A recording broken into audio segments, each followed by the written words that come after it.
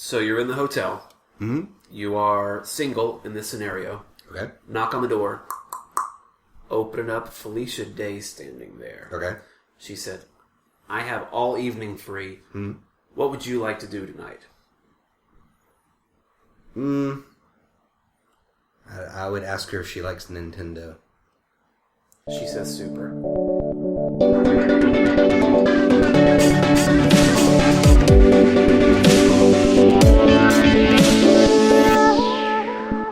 Alright everybody, welcome back to the Foundry Cast. My name is Cyrus. And I'm Zach. And we are the grimy and green goblins of gaming, the dynamic duo behind the Foundry. Foundry Cast episode 6. Yes, welcome back. Number 6. That's a big one today. It is. We got something special lined up. Well, we don't have it lined up. No, the thank God. City of Atlanta running. has it lined up Yes. for Dragon Con. Good folks at Dragon Con. Dragon Con is coming. It is coming quickly in the next few days, really, from this recording. I'm going to say next week, but it's really this week, technically. Yeah. Rapidly approaching. And my experience at this sort of a convention is basically nothing. I've done some research and I've read some articles, but I have yet to go to a gaming, fantasy, movie, comic book convention. I've been to more corporate conventions. Sure. And I've been to several wine, food, beer, barbecue festivals that are built like conventions that have booths and tastings and panels and things, but nothing quite on this scale.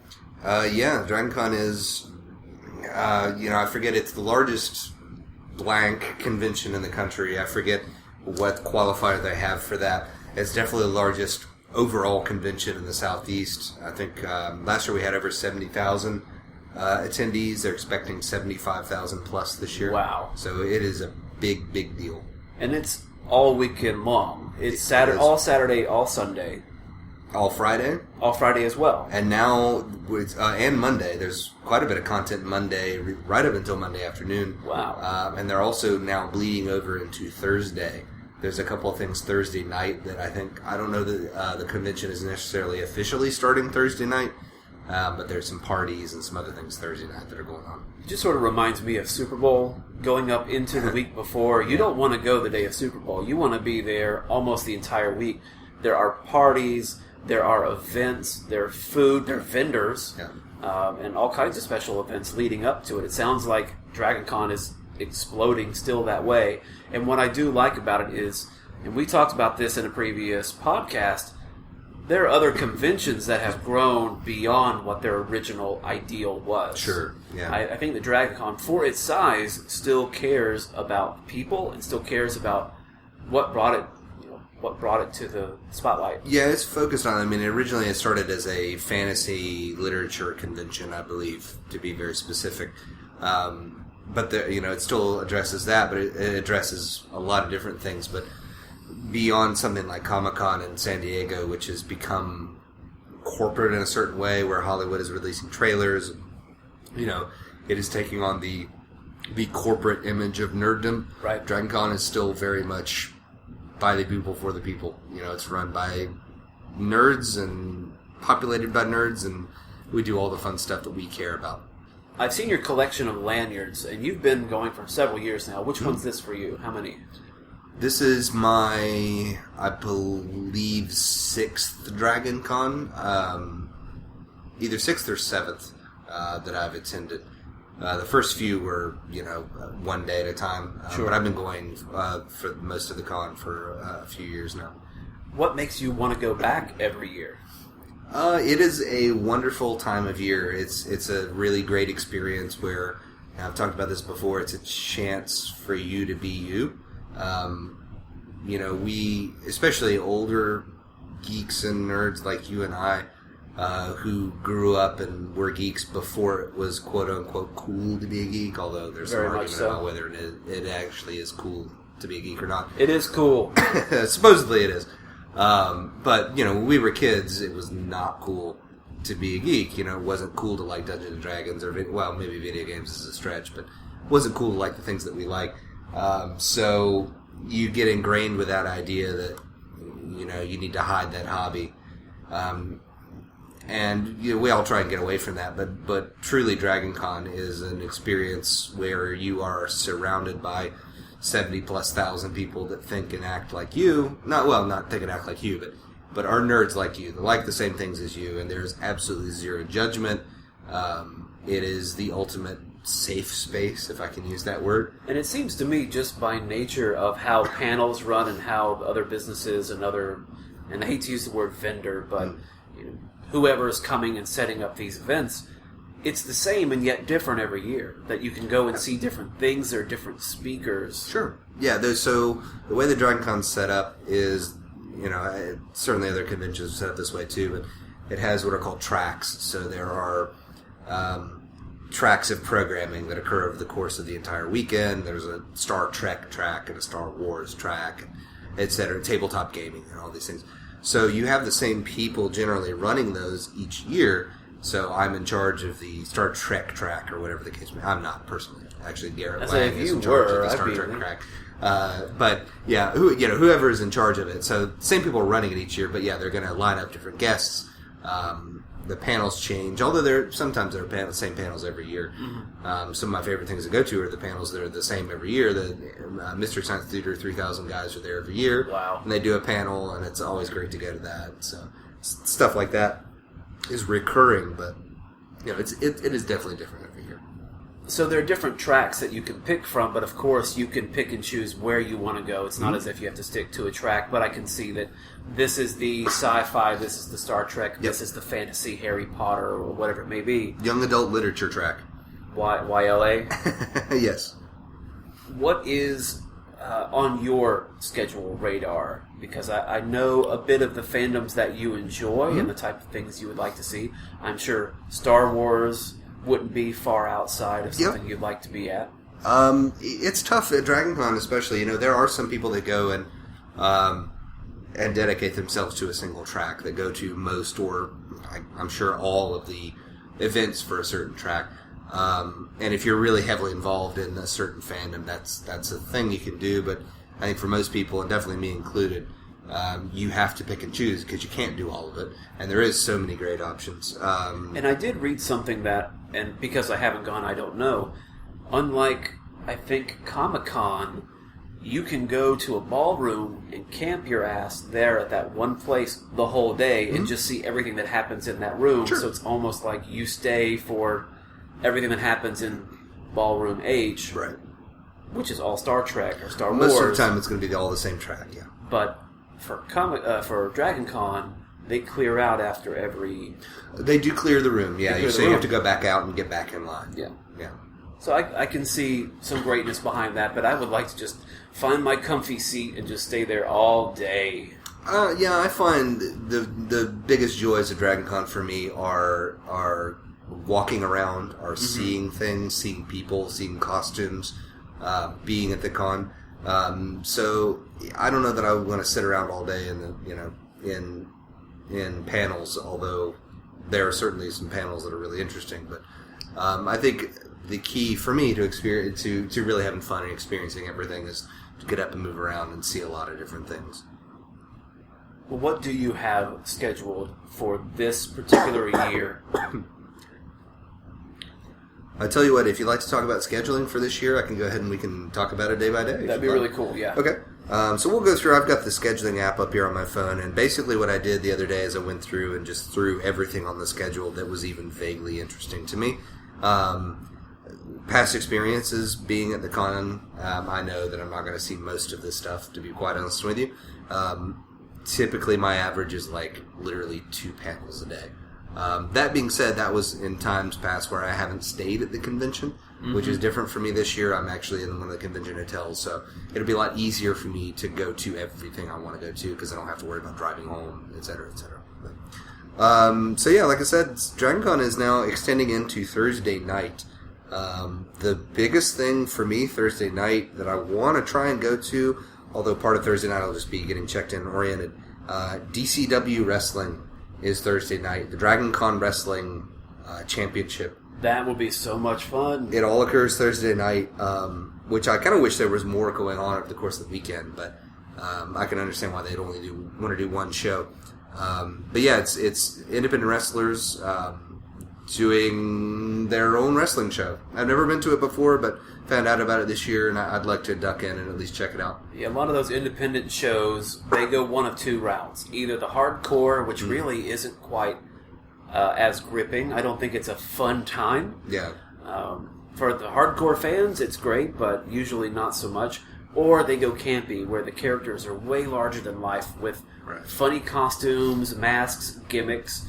That sounds like what this I hope so. I've never been there, never been to it, so I don't know for sure, but I hope it's that. I like that kind of campy wrestling. So that's definitely something on my radar. And then Thursday night, I'm pretty excited because there is a party, which part of DragonCon is partying for sure. Oh, yeah. The 8-Bit Ball, that's what it's called. The video gaming track is having like a dance party Thursday night that I'd definitely like to try and go hang out at.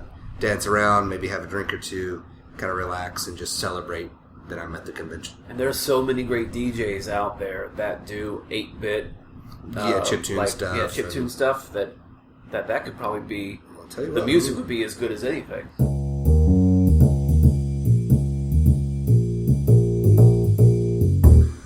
Moving on to Friday. Friday's the first day of really the official convention. I'm trying to leave the early day a little free, although there's definitely some stuff going on. In the morning, there's a Riff Tracks panel. Riff Tracks is done by some of the guys from Mystery Science Theater 3000. Sure. Specifically, I think this is Bill Corbett is there. It's just him, though, which is kind of disappointing, so I don't know that I'm actually going to attend that. But if I get a chance, I might swing by. Later on in the day, there's some Tolkien track stuff. Actually, interestingly enough, a lot of Tolkien track stuff caught my attention this year. There's a panel on feasting in Middle-earth, which sounds like a lot of fun. I'm hoping there'll be like recipe ideas and stuff. Maybe they do a cooking demo. That's what I'm hoping. We'll see. There's also basic mold making and casting. That is so up our alley. I went to another panel, I believe it was last year, about casting with metallic resins that was really, really good. I haven't got a chance to apply anything I learned there, but I'm hoping maybe I get a chance to go to that. A little bit later than that, introduction to high voltage toy making. Kind of similar introductory instructional stuff about prop building, and this obviously with high voltage like motors and lights and things. So animatronics. Yeah. It's part of what's called the Maker track, which is all about robotics and stuff. So, wow. Again, another track that I've seen a lot of stuff on that I'm very interested in. Later on in the day, kind of disappointed about this overall, the podcasting track, which is obviously very relevant to what we're doing right now. I was really hoping to attend a lot of these podcasting panels and get some advice, network, etc., etc. To be honest, I found that 95% of the podcasting track panels are just these two dudes, and they're doing their podcast there, and you can sit in and listen. And that's great, but that's not teaching me, that's not workshopping. Yes, helping if me. You're going to go to a panel for podcasting, you would prefer it to be a workshop as opposed to... Otherwise, it'd be two celebrities. You tell me that it's Will Wheaton and Felicia Day recording a podcast. That sounds like fun. It's an entirely different thing. Yeah, but unless I already listened to their podcast, there's not a whole lot of point in going. But that being said, Friday afternoon there is one of the podcasting tracks. It's called Podcasting Past, Present, and Future. And again, it's some people that are in that do podcasts, but it's just them talking about like how they got started and what they do. So that sounds like it could be definitely educational. We also have a couple others. Now, this is a big conflict for me that I'm trying to work out. There's two panels at the same time, and this is something that happens at DragonCon constantly, and it's very tough to pick. Choose between your children. And I'll give you these two and see which one you would pick. First one is called Game Mastering 101. It's how to be a good GM, tips on GMing. Love it. The other one is Star Wars Costuming. Oh, jeez. They're at the same time, different places. So I have to choose one. Well, see, for me, I would have to go with Game Master because I love Star Wars. And if I go to a convention in the next short amount of time, unless I'm going with a group of people who are already going Star Wars, I would probably do a different thing. So it probably wouldn't affect me as much, but that would still be a great one to go to. And for you, I've been spending the past couple months building lightsabers, so it feels appropriate. And costuming. Amazing costume, by the way. Got to give you credit on... I don't want to give it away, because maybe it's a surprise. I do have a Star Wars-themed costume that I put together at the last minute. Super awesome. I'm pretty happy with the way it turned out. It turned out better than in my head I thought it could have been. Yeah. Like, I understood the concept, but I didn't understand the execution. I think I've seen preliminaries for the rest of it's a group costume. It's going to look great, but won't spoil it. We'll do pictures and all that good stuff. Definitely get somebody with a good camera to take lots of photos. Oh, I've got my DSLR ready. Okay. I've got a fisheye lens and a telephoto lens. We're ready to rock on that. Nice. Yeah, so for me, I would choose the Game Master. For you, I could see you probably going Star Wars. Yeah, I think I'm probably going to end up doing the Star Wars costuming, but we'll see. That's the other thing about talking about scheduling. You really never know until and who's with you as well. True, yeah, if you're attending to something with somebody else, yeah. Let's see. Later on, there is a workshop on doing armor building, which again, something I'd like to learn to do more. Sounds like it could be fun. Are we talking legit metal armor with? I'm not sure. With an anvil. I'm assuming it could be. It honestly could be because I know there's actually some workshops all through the weekend where you do have to pay for materials, but they do chainmail, and you make chainmail there.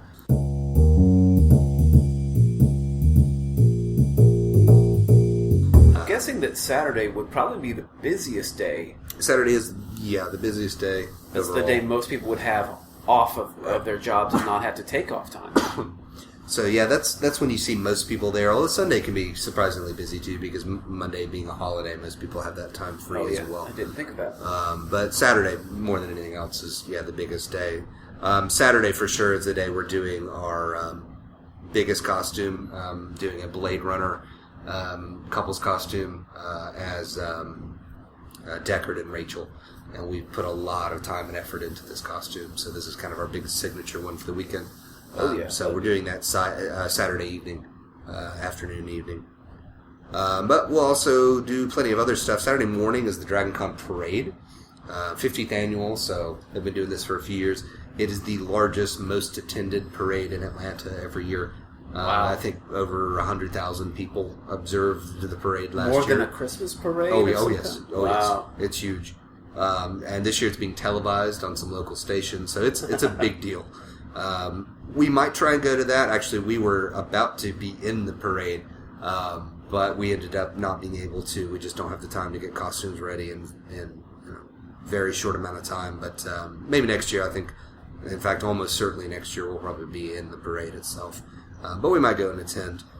A little bit later, there's another podcasting panel. This one I'm going to try and go to. It's called The Art of the Interview.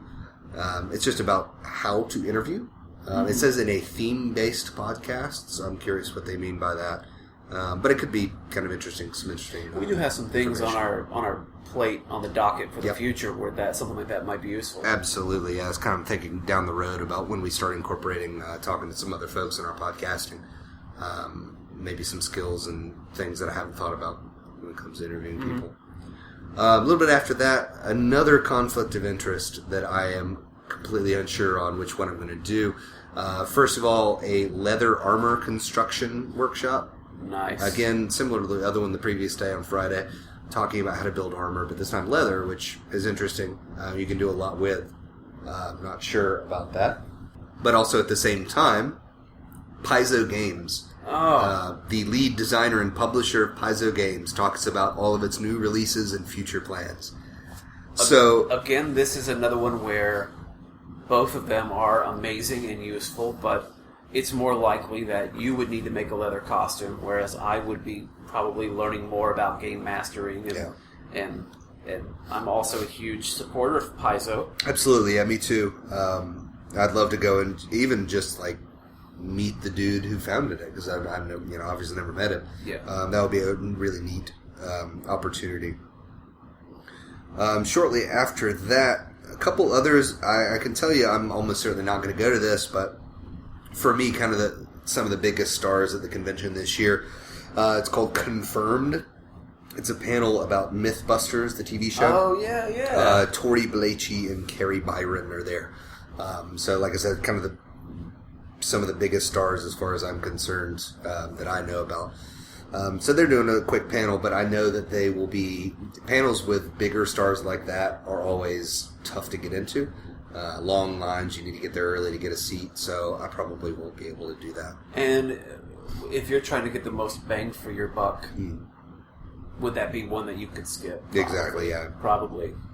At the same time, there's another one that, this would be a lot more bang for my buck. It's called Advanced Armored Making Techniques. Uh-huh. So again, building armor, but sculpting to casting to vacuum form and all points between. So all kinds of different topics. So much that's amazing, and it's if you have your hands on some of that equipment, that vacuum form equipment is amazing. You could do so much and really flex your creative muscle, but you have to have that equipment, and you also have the materials to go through it. So. Actually, one of the topics I mentioned they might cover is how to build a homemade vacuum form table. Oh, that would be cool. Could be interesting. I don't know. Like I said, I might try and duck into that one as well. That afternoon, evening, I've got it on my schedule. Don't know if I'll get a chance to go. The video game costume contest. There's costume contest all during the weekend. I'd love to attend. There's just a block of time in there where I might be able to pop in and check that one out, but we'll see.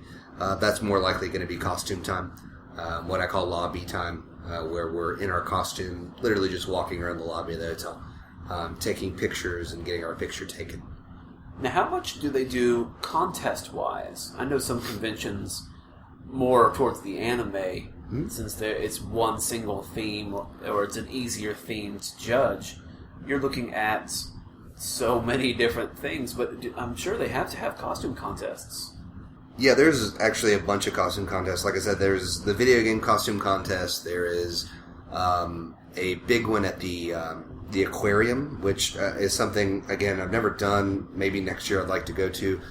Saturday night they do a night at the aquarium. And I think that would be magical, because I've seen a lot of the pictures of our friends who have gone in costume and it's really taken advantage of that. How cool. Some amazing pictures there. And they do a really nice costume contest there as well. A lot of the tracks have their own costume. I think there's a Star Wars costume contest and a couple others as well. Wow. So yeah, it's pretty much constant. If you do, if you're into costuming, there's no lack of opportunity to compete and get some props from folks.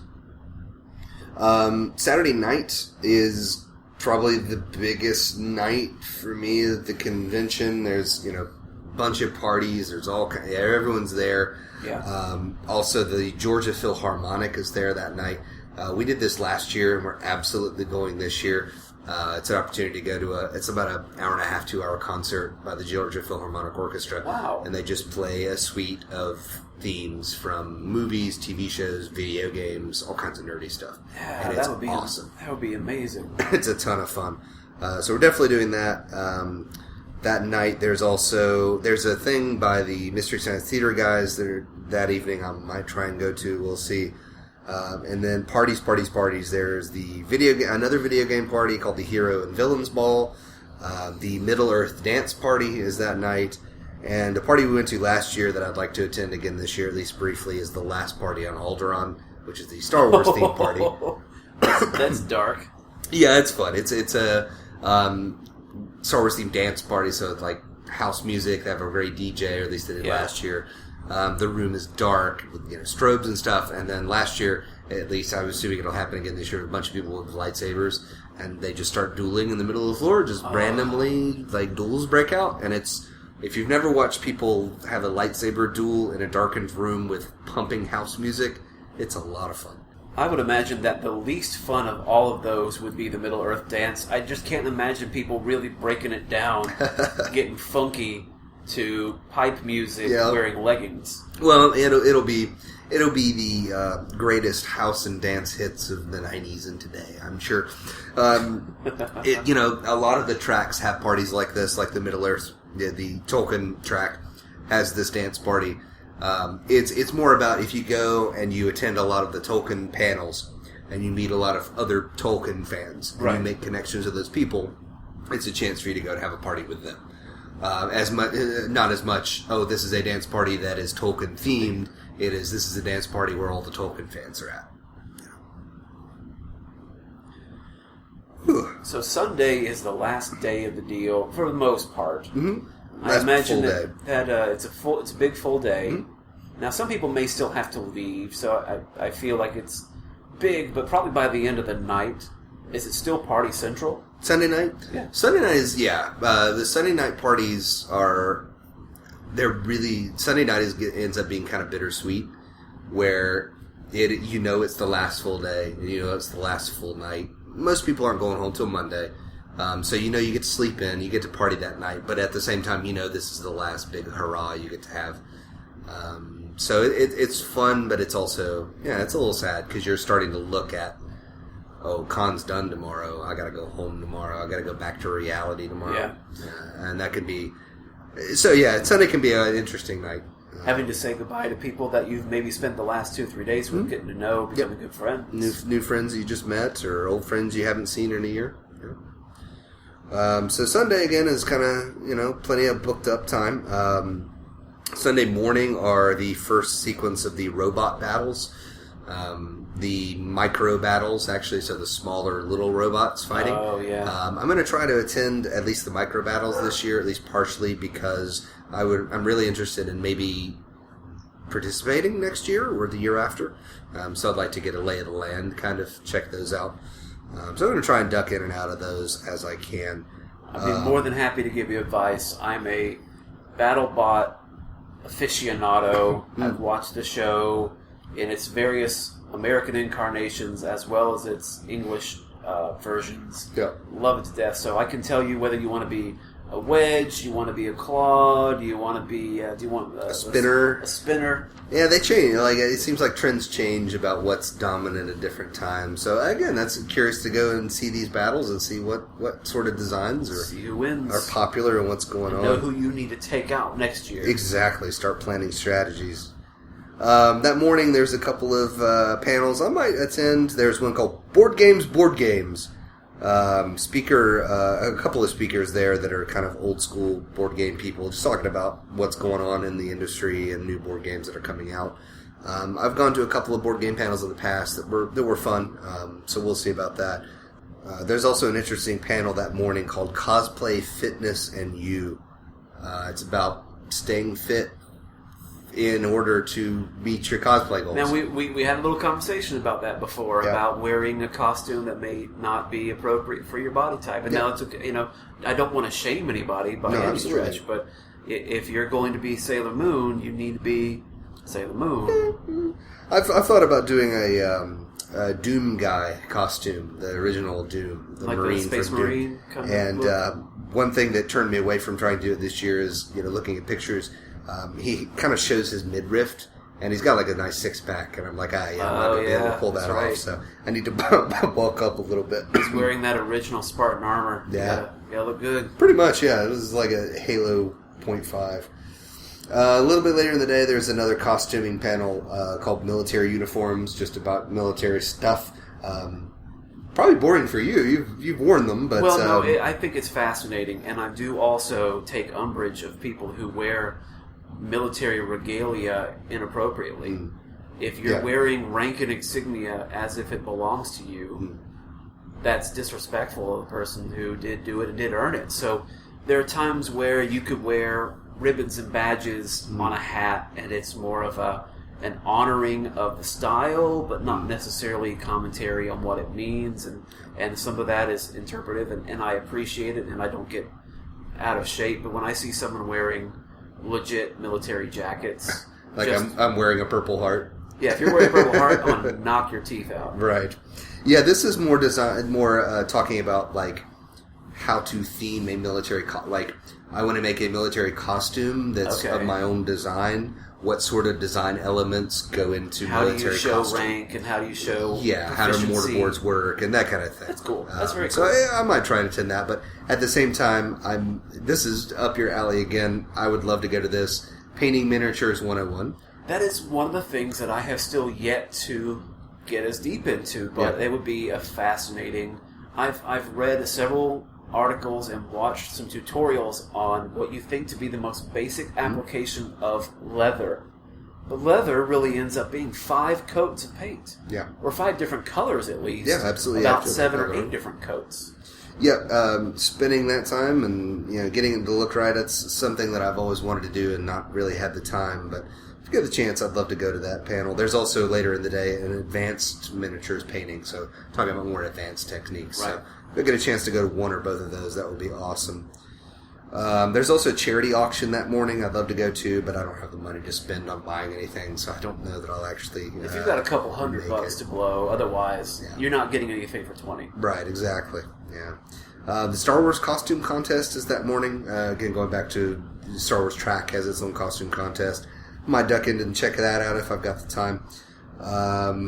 Same time as that, there is another topic that's relevant to something you and I have discussed kind of off camera. Running a geek or gamer-friendly bar. So a panel about talking about how to make your bar or restaurant more welcoming to nerddom. I think that if you have an open mind, you don't have to theme it. Mm-hmm. But there are nights of the week where your business will be low, and that is based on your city, based on the time of year, based on weather, where you could open your doors and be more geek, nerd friendly. Yeah. You could have video game nights, board game nights, tabletop game nights, and still help supplement your income because, tell you what, those guys drink too. Yep. Oh, yeah. Oh, trust me, there's lots of drinking at Dragon Con. Yes. Nerds drink. I'm going to drink. I can tell you that much. That one, sure.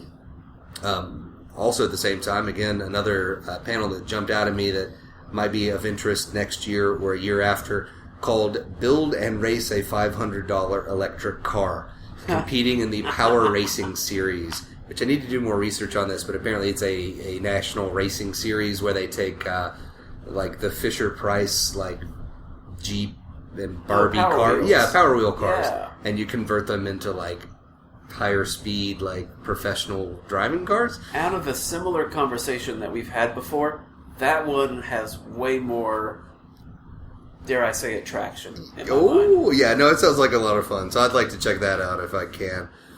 A little later in the day, there's another panel that's video game, one of the few video game things that I'm trying to look at going to, called Inside the AAA Game Studio.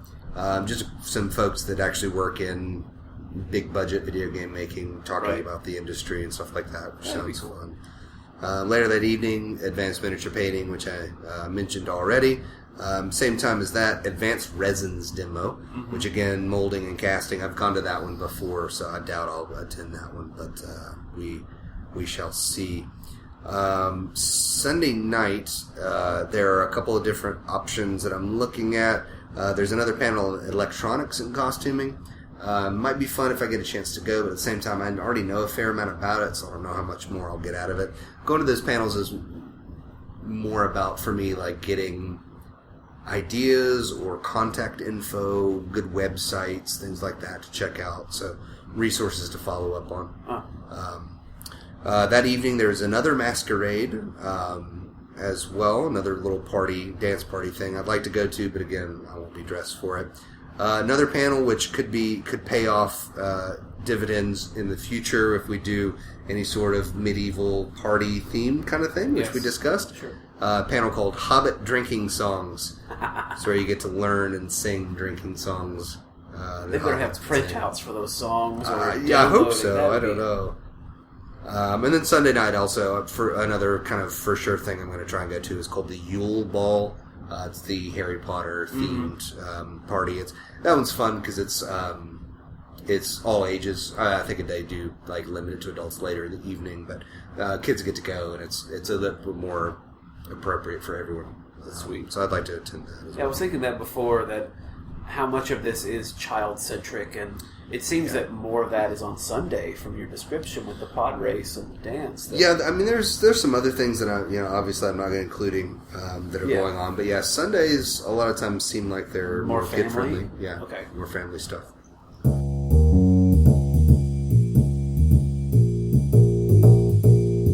So certainly the biggest point of going to the convention is going to the convention. It's seeing the panels and stuff. Yep. But clearly there's more going on outside. You said that you like to get floor time, costume time, walking around. What else is there to do? What else is there that makes the con so fun? Yeah, I mean, lobby time, floor time is the biggest thing for me, probably, out of anything I like to do at the convention, beyond panels, beyond anything. Is just I always say being at the con, just like hanging out, seeing everybody, laughing and having a good time, taking pictures. Beyond that, there's a few other things I'm super excited about this year. They're having some arcades this year, which they've never done in the past. You mentioned that before. Yeah, there's a Japanese-style, quote-unquote, arcade. So I assume some actual Japanese arcade games, Dance Ants, those kind of more physically interactive games. Okay. And then there's also like a classic arcade game, arcade as well, with like X-Men and Mortal Kombat and the old school stuff that I'd love to get a chance to go to. And as far as I know, both of them are quarter free, or they're free to play. Just step in, you just have to get in line. I'm sure they're both going to be incredibly crowded, so we'll see how that works. You get me on the X-Men game. I'm playing until we beat it. Yeah, I'm curious how they're going to do that. Like, how many credits do you get to use? Maybe. Yeah. So we'll see. I'd love to go to those. The other really big thing for me that beyond panels is the vendors. The vendor hall is massive, and there's all kinds of really cool stuff to check out in there, to pick up, to browse, gifts to get for friends and all that stuff. Yeah. So what do you really want to spend your money on? Because I imagine that here you do have people who are trying to make money. There may be some local people who do handcrafts and their own private goods, but I figure it's probably more companies trying to sell their... There's a few stuff. Website kind of people. Troll and Toad is one of my favorite booths there. Troll and Toad. And they have a big presence online. They always have a huge booth there, and they sell... they've got like books of Magic cards. They sell like the big box of 1,000 Magic cards for $10. I always get a few of those because it's great. The cards aren't particularly good, but hey, it's like nice to generate more cards for your collection. There's a few other companies like that. Chessex, the dice guys, I assume the biggest dice people, because you see their dice sold everywhere. They have a big booth there where you can browse and get all your dice. But yeah, there's some other cool vendor options. There's some handcrafted kind of stuff. If you like leather corsets, there's no lack of leather corset makers. Leather workers in general. There's always some cool leather jackets and coats and things that are just... Can they take an order on Friday and have it ready by Monday? I think some of them can, yeah. I've seen some of them do like custom work. That'd be pretty cool. Ultra Sabers is there, and they definitely do that. Ultra Sabers has a huge... I think they probably have the biggest booth of anybody. And like their booth is literally it's a huge square, and around the outside of the square they have all their like example blades sitting there you can play around with. The entire center of their booth is inaccessible to the public, and it's just a workshop, and you can sit there and watch them, all their employees back there building sabers. So they take orders the whole weekend and build them right there in front of you. Wow. They usually do good con rates, so they're a little cheaper if you get them there. So if I'm going in as a newbie, how much money do you think I should have in my pocket to spend on just swag? It depends on how much of a shopper you are, I would say. I'm a discerning shopper, we'll say. I like to get... If I were to go, I'd probably want to get a couple of sets of dye or a couple of unique dye. Something special, especially if it's handmade. That really that gets me going. Maybe a costume piece, a little something cool. I found that the nice thing about it is pricing there is nothing different than what you would find online. A lot of times it's cheaper. Like Troll and Toad, a lot of their prices are better than online. Ultra Sabers as well. I usually try and set aside $100, $150 just in case. I'm not a huge shopper. I don't buy a lot there, but just in case I see a mug or a book I really want, it's $60. I've got that money, I know. And they take plastic? Yeah, I've never seen a vendor that doesn't take plastic, although this year I'm definitely going to be... Maybe I shouldn't say this publicly, but I'm going to be carrying cash with me this year. I was about to ask you that, because the other question would be, when it comes to spending cash, you should probably have some on you. Sure, yeah. You never know when you need to get a soda out of a machine. Yep, and the ATMs down there in the entire area around the convention hotels get emptied within an hour or two, and they stay empty all weekend. So you got to take cash with you if you need it. What would you say, $20, $30 in loose bills, maybe? Yeah, when it comes to loose cash for vending machines, stuff like that, I agree. I'll probably take with me $200-$300 in cash in 20s to have for lunch, for vendors, for sure, that kind of thing, just to kind of have stashed away in case I need it, because you never know who doesn't take plastic. what else, as far as maybe an emergency kit, would you need to take? Because I've been to several conventions where I knew I needed to have Advil or Tylenol. Yeah, some painkillers. Yeah, painkillers, some like Band-Aids, or for me, duct tape. I always have like duct tape in like a messenger bag if it's a long weekend. What other kind of supplies would you need? Emergency, vitamin C to boost your immune system. Con crud is famous. I've got a touch of it here pre-con, actually. A cold that I'm hoping will boost my immune system when the time comes. But you're around 75, 80,000 people who not necessarily all are healthy. So it's definitely epidemiologist's dream. Bring some medicine, bring some immunity boosting stuff. Hydration. I'm taking a case of vitamin water probably, and just carry all those with me and chug them as I go. Anytime you're sitting down waiting for a panel, you should be drinking some water because you're on your feet all day. So you need to make sure you hydrate. Some snacks as well. You should always have a couple Cliff Bars or something in your pocket because it can be tough to find food, find time to go get food. So if you can scarf on something during a panel, that's a good idea. Well, and then you in particular are going to be in costume for a good amount of the day. Yeah. So I'm assuming you're probably going to want safety pins, crazy glue. I'm putting together a toolkit, super glue. I'm taking I was going to take my rotary tool, which died a couple of days ago. Thank you very much. So we'll see about that. I'm going to take my drill. I'm going to take my soldering iron probably, and some solder and a little bit of extra wire and that kind of thing that I have just in case something snaps or breaks. So, emergency repair kit for costuming. Very, very important. Sewing, thread and needle, what about duct tape. Maybe probably black permanent markers and or a couple of acrylic paints? Yeah, I might take a little bit of paint with me just to touch up some things, a brush and some black acrylic paint. You get a ding on something, you may want to cover it, even with just a little... Yeah, now it looks like it's corroded metal. Yeah. But it looks better than that white scratch of the rest. Exactly, yeah, now you can see the plastic instead. Yeah. Exactly, yeah. And then beyond that, stuff to take with you. If you're of age, alcohol. You should always have something to drink because it's a party. It's literally a giant 4-day long party. So loosen up and enjoy yourself. And I'm assuming they're not allowing you to bring anything into the convention spaces of your own. Not to my knowledge, but there are certainly ways to do that I've seen. No, we didn't say that. You certainly enjoy yourself in your room. In your room is what I'm saying. If you'd like.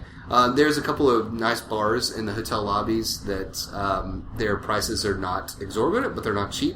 But what I've found is that they pour stout drinks, which is nice. They're not watering anything down, so you can definitely enjoy yourself. There's always a few stands selling draft beer that's nice. And then the thing that's going to keep me alive for the con that I'm taking with me is a couple of boxes of 5-Hour Energy. I was about to suggest that too. You said Red emergency, Bull, something like that. That usually boosts me up. Emergency. Sure. You give me I'll put a splash of that in like a shot of water and like Mighty Mouse. I'm ready to go again. But then long term, give me another 2 hours and I'm back on the floor. Yeah, so caffeine, sugar, whatever you need to keep going. That's half the reason the con crud. It has nothing to do with illness. Yeah. You're just coming down from a sugar caffeine high. Yeah, well, and you're also, you come down, like I said, Monday evenings are sad, and there is a huge emotional drop when you drive home and you get home and you realize, for a lot of us, you're back to your 9 to 5 that maybe you don't necessarily care that much about. You're not really happy with, I'm not saying we're all unhappy with our jobs, but, you get back to the grind of working with the public or whatever the case may be. It's kind of a letdown. So, yeah, that can definitely make you feel worse mentally and also physically.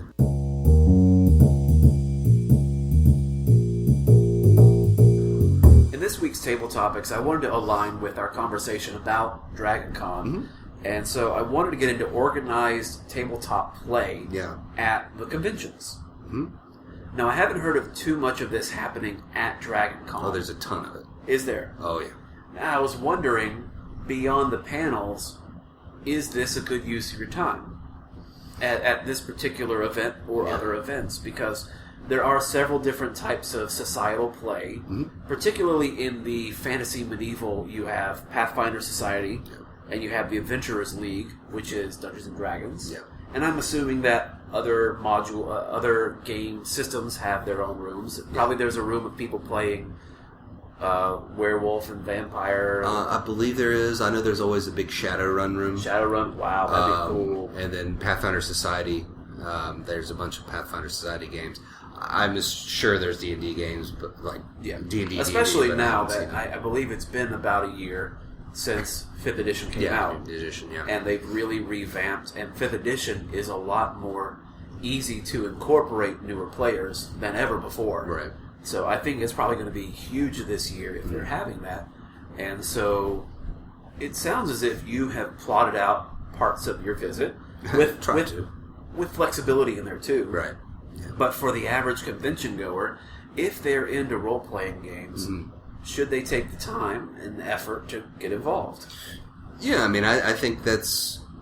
If that's what you love to do, if that's what you want to get out of the convention, I can't think of a more fun opportunity to play a game of Pathfinder than with a brand new group, brand new GM, where you have a set time, you know when the adventure... it's not like, oh, can we get together this week? Oh, no, we can't. Yeah, you're playing this weekend. You're playing how many ever 4 sessions or one each day or whatever the case may be. The game is happening. It's finishing this weekend. Right. It's going to happen. So I find that really exciting as a player. Like, you can go in, you know you're going to start and finish an entire game in this one short amount of time. You're going to meet a bunch of new people. You're going to learn new things about the game, the mechanics, all that stuff. That's the take that I have on it as well. Because you're committing to the time. Yeah. And you have an opportunity where you can commit. A lot of societal play locally, if you can find a place and if they have room. Yeah. But they do often play every week no matter what, because the game master, the dungeon master, they have to have some kind of certification to do it. They have a ranking, and so you are using their time, and now you're basically guaranteed. And I don't know what you have to do to book a space. Maybe you do a reservation. Maybe you're in at 3:40 in the grand ballroom, and you're supposed to meet at table 7, and then you meet the group. And I think that would be so cool. That's pretty much how it works. Yeah. You don't know any of these people going in, and you just, hey, nice to meet you. Yeah. My name is Cyrus, and I'm going to be playing this paladin. Or whatever. I think that's a fun idea because, you look at the way that we play, and I think a lot of people across the country play tabletop, is you play with the same people. And, you play different games, you're playing different characters, but you're playing with the same players. And you can predict and understand what a player is going to do. And there's good aspects to that for sure, but there's also, you get used to certain things. So the idea of playing with a completely unknown group to then get the chance to explore a character, it gives you... It's a really fun way of looking at character interaction because, if you and I play a game together, I know that the character I'm interacting with is a Cyrus character, and in some way part of you is imprinted on that. If you're Bob from Milwaukee, and I've never met you before, Bob, and you're going to play a crazy cleric... I don't know who you are. I don't know what kind of guy you like to play. This is going to be fun. And so I think it adds more to that interaction and that development. I think it adds to the challenge as well, because if you don't know these people, you don't know what you're getting into. Right. And you also have to treat the game like a muscle. You have to flex it. You have to turn it on when you get there. Now, granted, this is not an opportunity for deep role-playing, emotional character building. It's a little more, here's the mission, A, B, C, D. We've got to go in, kill it. And it could go horribly wrong. Yeah. It could go great.